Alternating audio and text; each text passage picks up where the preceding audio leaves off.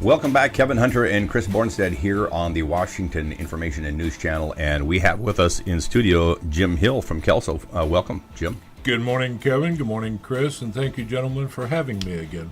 Well, thanks for joining us, and we want to talk about this petition that you're circulating in Cowlitz County. And for the benefit of our viewers, I'm just going to read what this document says, and then we'll have some conversation about it. It says, the undersigned request county commissioners and city councils to adopt the following changes applicable sections of current firework codes and laws. So you're asking to make some changes to that. And the specifics say legal sales, personal possession, and use of fireworks to be restricted to July 3rd, 4th, and 5th from 10 a.m. to 12 a.m. or 12 midnight, and December 31st, 10 a.m. to 1 a.m., and January 1st, 10 a.m. to 10 p.m. And item number 2 says ground-launched devices such as mortars and shells, which produce detonation only, and no pyrotechnics will be prohibited from sales, possession, and use. Ground-launched devices with sound detonation and pyrotechnics would be permitted. And the third item noted here, sales, personal possession, and use of devices described as bottle rockets and similar devices as identified by WSP, Washington State Patrol, would be prohibited. So you've been circulating this in the community. Talk a little bit about first where you came up with the idea to do this petition. A number of years ago, some veterans that I was working with indicated that they were experiencing increased levels of anxiety. They were having real difficulties around the 4th of July. They were all diagnosed with PTSD. Mm-hmm. And I myself am a Vietnam veteran. I understood exactly what they were talking about, and I realized that it wasn't so much the noise on the 4th of July. It was this extended period of time that folks were utilizing these things that really enhanced and contributed to the anxiety levels that these guys were experiencing. We called some of the symptoms flashbacks. In reality, these devices trigger remembrances from combat situations that these guys would prefer not to relive, and yet over a long period of time, the exposure, it just increased all of their symptoms. The level of self-medication, and you can imagine the sorts of things these guys were turning to overcome the issues caused specifically by extended exposure to these fireworks. The numbers of calls to the VA hospital helplines, the direct contact to the VA and asking for appointments during this period of time just grows exponentially. And all of these things are related directly to fireworks, the length of time that folks are using them. And it just became obvious to me that we needed some common sense in fireworks. And then I started talking to ordinary folks about this and started hearing all of these stories about shift workers, their sleep patterns being disrupted, folks with pets, pet owners, the anxiety that they felt for their animals. And it just became obvious that this has become literally a crisis in our community for a lot of folks. And they're just they've had it. They're angry. The level of anger that I hear from people is absolutely astounding. And these people uniformly complain that city government and county government will not listen to their complaints.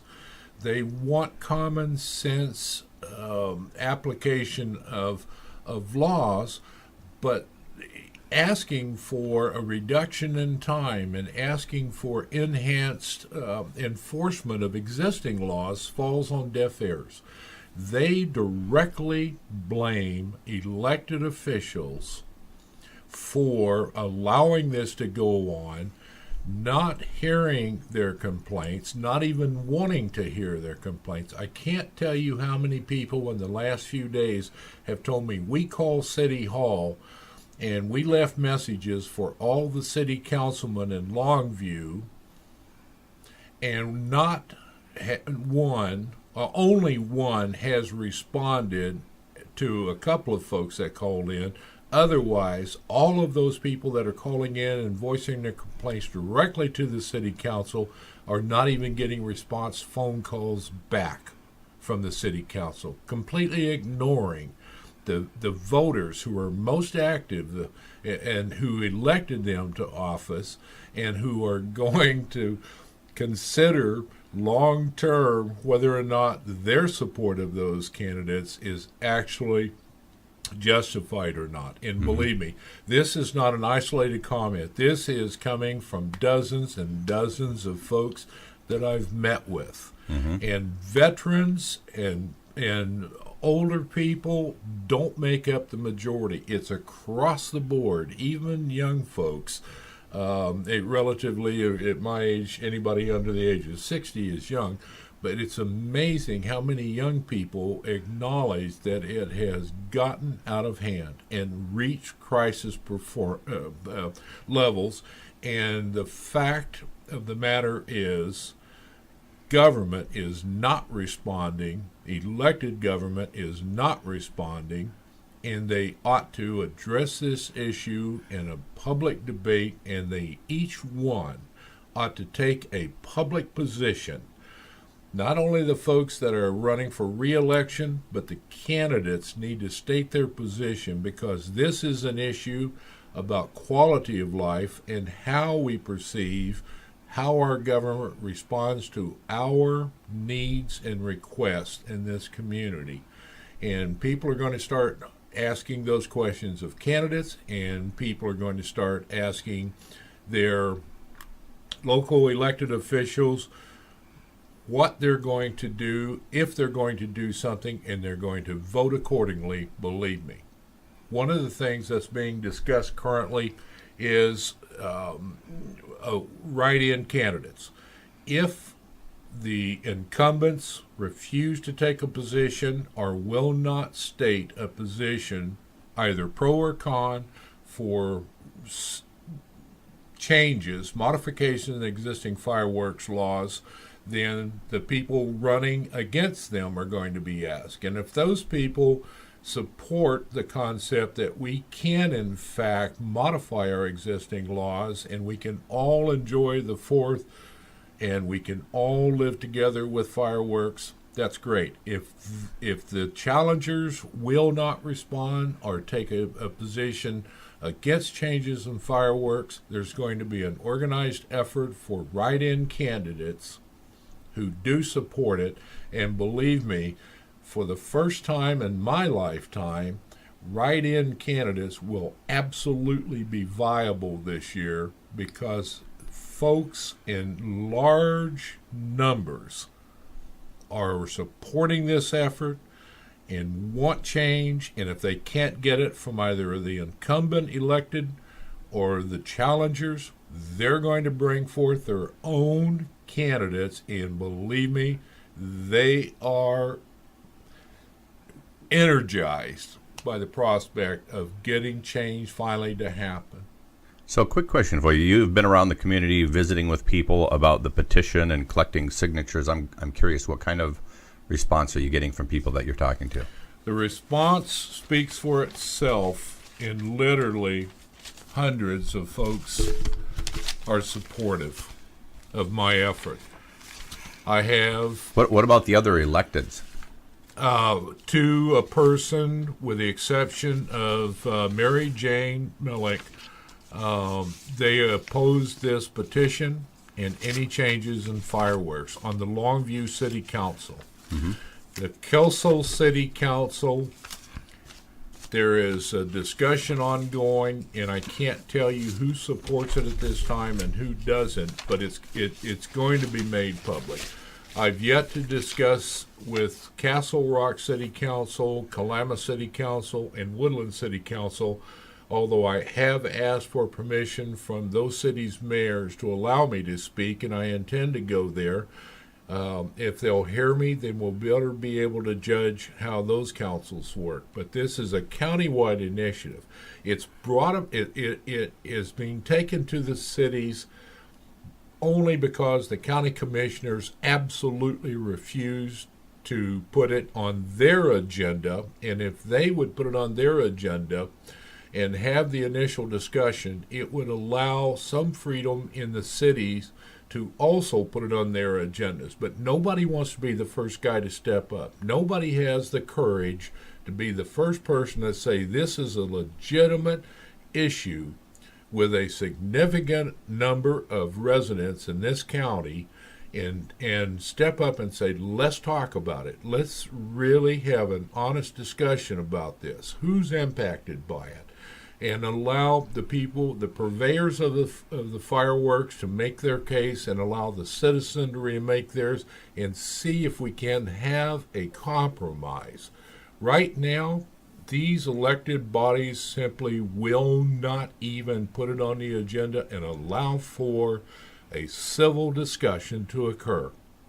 Now, who have you approached at the county level about when you mentioned that the commissioners haven't put this on there? I've been in front of the county commissioners on 3 separate occasions. Every single county commissioner was there, and every single county commissioner there was no response, period. None. No questions asked. I was there. Didn't ask me for details. Didn't ask me if I could bring people in from the Veterans Administration. Didn't ask me if I could bring other citizens in to provide, let's call it evidence or testimony. They didn't ask me to even present the state fire marshal's report on significant issues involving injuries and fire damage and compilation of data there, or even our Cowlitz 2 people who were kind enough to provide me with the county information. Nothing. The county commissioners listened to me, patted me on the head, and sent me away without a single indication that they even wanted to take it under consideration. They just want the issue to go away. And that is a tragedy, because they ought to be taking a leadership position. And the same when Commissioner Karnofsky, when Mr. Karnofsky was chairman, I approached him last year and the year before and asked him the same questions. Can we bring in people to discuss fireworks and potential changes? We were ignored then. And probably as far back as 5 years ago was my first presentation to the county commissioners, way before I ran for office in Kelso.